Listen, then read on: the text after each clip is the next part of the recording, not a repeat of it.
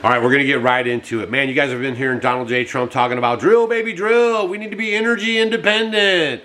But what if all that was not about driving your car or having a refrigerator? What if that was all about your 24-hour, 365 video surveillance? Man, the bones are flying around so much, I thought I was in the dog pound. He cut Fauci's security detail, Bolton's security detail, dragged us out of the WHO, out of the Paris Accord. I mean, he's out there fighting the DEI policies. He's going to fix California.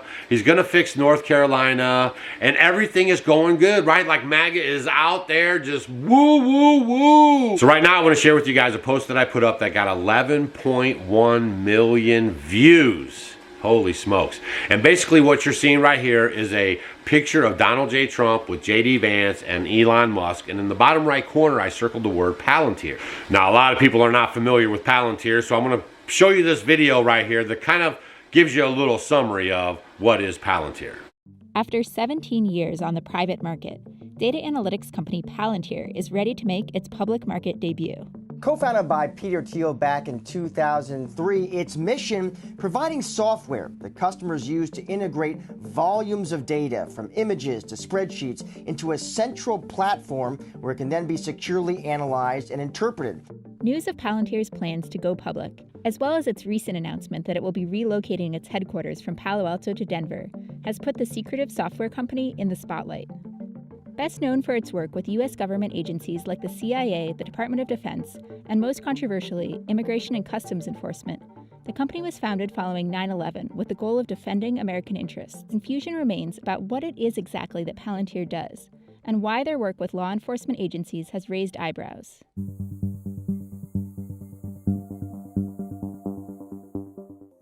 The name Palantir comes from the Lord of the Rings.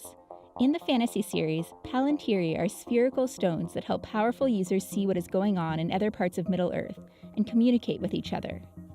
Founded in 2003 by billionaire Peter Thiel. Now I know you're like, well, Doug, this is Thiel. Who is Thiel? What is this guy? How does he come into the play? You have to go look at J.D. Vance and his business associates. Thiel is a business associate, and if you go look at the company that they had together that they just sold before he became vice president, your jaw probably hit the ground. But let's continue on with the video. The CIA was one of the company's earliest investors, and its only customer for a number of years. Eventually, other intelligence agencies like the FBI and the NSA jumped aboard, using the company's customized data analytics capabilities to track and capture terrorists, insurgents, and drug smugglers. Not anymore. CARP's been building out a sales team, and in 2019, the company spent 61% of its revenue on sales and marketing. However, long-standing government contracts remain integral to the company's revenue as well as its reputation. And during the coronavirus crisis, Palantir has formed a number of new partnerships too, with the VA, the National Institutes of Health, and Britain's National Health Service, helping these agencies, as well as the CDC, to track the spread of the virus and allocate resources. In order to make the decisions right now, in order to know where the PPEs need to go, in order to know when and where you're going to reopen, you want all the analytical models, all the pieces of information all in one place. Palantir is really designed to thrive in a crisis. But especially under the Trump administration, the company's work with ICE and police departments has raised considerable concern in the liberal-leaning Silicon Valley, leading Palantir to double down on its commitment to law enforcement and national defense. This ethos also holds true for Palantir's work with police departments from New York City to Los Angeles, New Orleans, and Chicago, who have used the tech for surveillance of criminal suspects and predictive policing, a tactic that civil liberties groups say leads to over-policing of minority neighborhoods. But can Palantir really claim to be above the political fray? I understand the desire to be neutral and to kind of say, hey, we're going to play by the rules. That is a logically coherent stance if companies are also neutral with regard to who makes the laws. But hold on, if you're willing to back political factions with your own money, you can't say, well, in this aspect of our business, we do influence policy and politics, but over here, we are politically neutral. It doesn't work that way. Now, I could add a lot more videos talking about Palantir, how they're already using it in the military, how some guys like it, how some guys don't. But the whole thing about it is, it's a giant video surveillance, program, okay, that I believe is going to be ushered in to bring us our social credit scores and our digital IDs and all the stuff that we've been talking about for years now. I know, you don't believe it's true, but just keep listening to this information, and when we're done, just draw your own conclusions and share this video with your friends. Well, that's Palantir, and as you can see, their data mining and everything that they're going to be doing in the future for us is going to be heavily dependent on a lot of electricity. Okay, so here's Donald J. Trump at the WEF. Now, actually, I have a problem with this. I don't think he should be addressing the WEF. I don't think he should be talking with the WEF. We know that that's Klaus. We know that Kissinger was involved with the WEF. We know that the World Economic Forum is one of the hinge pins to usher in the new world order. So I don't know why he goes there. If it feels good, whatever the reason is, he should be just like with the WHO and just like with the Paris Accord. He should be withdrawing from that. In tomorrow's video, I'm going to show you guys some more proof that there is an agenda going on, and it's not the people's agenda. But I digress. Here's Donald J. Trump talking about the data centers that he wants or is putting into America. He's going to fast track them, and they're going to have their own power. I'd like to see is rapid approvals. We're going to give very rapid approvals in the United States, like with the AI plants, talking to many people want to build them. That's going to be a very big thing. We're going to build electric generating facilities. They are going to build. I'm going to get them the approval. Under emergency declaration, I can get the approvals done myself without having to go through years of waiting. And the big problem is we need double the energy we currently have in the United States. Can you imagine? For AI to really be as big as we want to have it, because it's a very competitive, it'll be very competitive with China and others. So I'm going to give emergency declarations so that they can start building them almost immediately. And I think it was largely my idea because nobody thought this was possible. It wasn't that they were not smart, because they're the smartest. But I told them that what I want you to do is build your electric generating plant right next to your plant as a separate building connected. And they said, wow, you're kidding. And I said, no, I'm not kidding. You don't have to hook into the grid, which is old and, could be taken out. If it's taken out, they wouldn't have any way to get any electricity. So we are going to allow them to go on a very rapid basis to build their plant, build the electric generating plant. They can fuel it with anything they want, and they may have coal as a backup. Now, you heard him say it with his own mouth. It's going to require 100% more electricity, y'all. Don't you guys get it? They can't do facial recognition and all this stuff without a lot of electricity. Okay? It's not so you can drive around in Tesla cars, which are horrible, by the way, but it's for the coming video surveillance 24/7, digital IDs, social credit scores, facial recognition. All that stuff is coming. I've been trying to warn you and warn you and warn you, okay, because this is a long-term plan and they are executing it. And in another video coming up, I'm also going to show you there are countries already adopting 100% this program. And here's Kevin O'Leary actually talking about all the power that it takes to do the mining for the Bitcoin. But the bigger problem, Pomp, is this. Let's say you want to raise new capital, because I'm in the mining business and I want to raise, let's say you're going to do a 300 megawatt facility in a friendly state like North Dakota or Montana or South Carolina, where you can get power. You can get a plug-in for less than 4 cents a kilowatt hour, which is what you need to be globally competitive.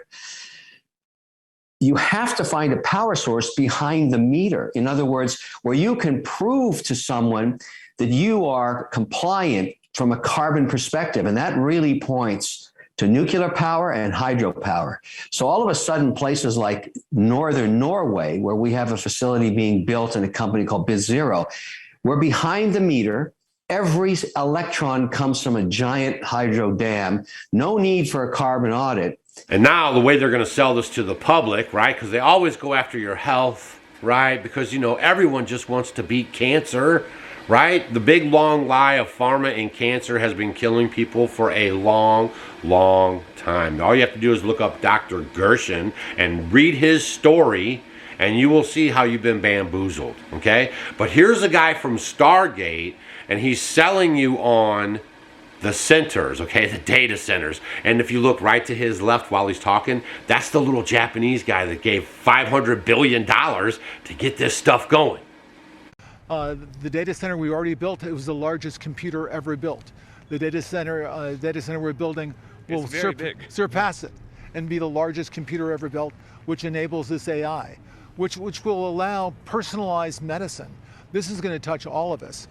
Yes, it takes a huge investment, but the result of the investment will be vaccines that prevent cancers, personalized medicine where we never again run into a problem like COVID-19 before, because we get an early warning. We know when COVID starts, when there are a handful of patients, rather than having to wait until it's become an epidemic and very difficult to control. This is a very large investment that affects all of humanity.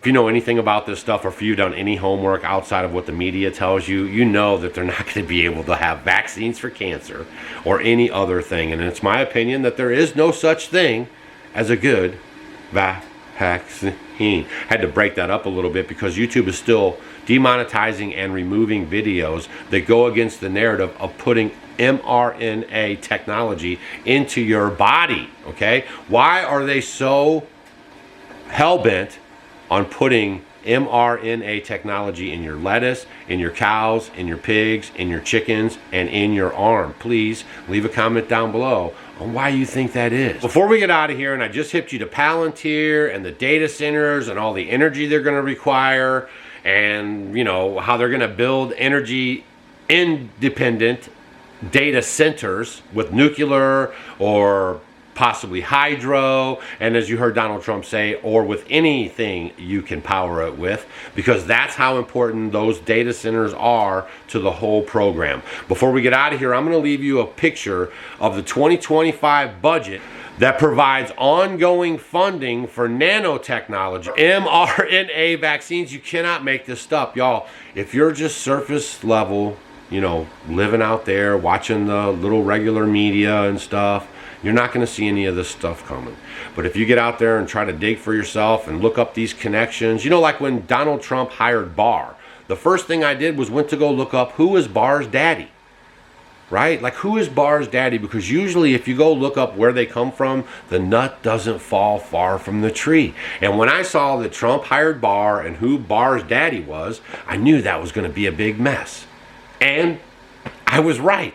So all I'm trying to do is give you guys a little heads up, right? You know, we live 100% off grid. We don't even barely have any solar power, so we can handle this coming storm of electric blackouts and you know, probably limiting how much electricity you can use at your home or what hours of the day you can use electricity at your home.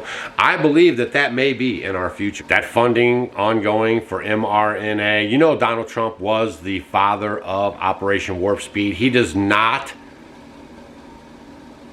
regret sending out the jab, okay? Does not. He does not even address it. He thinks he did a good thing, okay? I just want you guys to realize that. Share this video with your friends, okay? Prepare accordingly.